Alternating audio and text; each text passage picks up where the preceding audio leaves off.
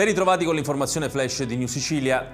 Avrebbero realizzato un complesso zootecnico con mattatoio a Polizzi Generosa in provincia di Palermo, secondo l'accusa della Guardia di Finanza, frodando l'Unione Europea. I militari hanno eseguito un provvedimento con cui il GIP di Termini Imerese, su richiesta della Procura Europea con sede a Palermo, ha disposto nei confronti di 6 persone e di una società di capitali il sequestro preventivo di somme e beni per 7,2 milioni di euro.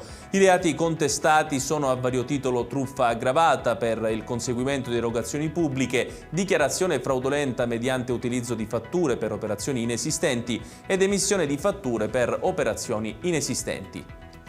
Con la sottoscrizione del patto con lo Stato da parte del Comune e della Presidenza del Consiglio, Palermo volta pagina e inizia un nuovo capitolo di rinascita. Siamo contenti di aver salvato l'amministrazione dal dissesto e ora ci sono tutte le carte in regola per mettere in atto il piano di riequilibrio che restituirà al Comune correntezza economica. Queste le parole del sindaco di Palermo Roberto Lagalla dopo la sottoscrizione del patto con lo Stato che ha evitato il dissesto finanziario del Comune.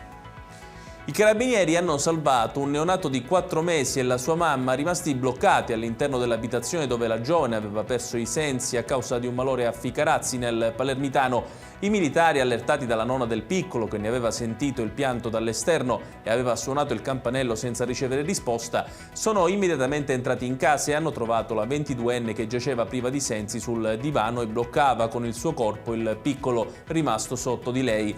Dopo aver liberato il neonato, i carabinieri hanno soccorso la giovane affetta da diabete facendole riprendere conoscenza. La mamma e il piccolo sono stati poi visitati dal personale del 118 intervenuto sul posto e sono adesso in buone condizioni di salute.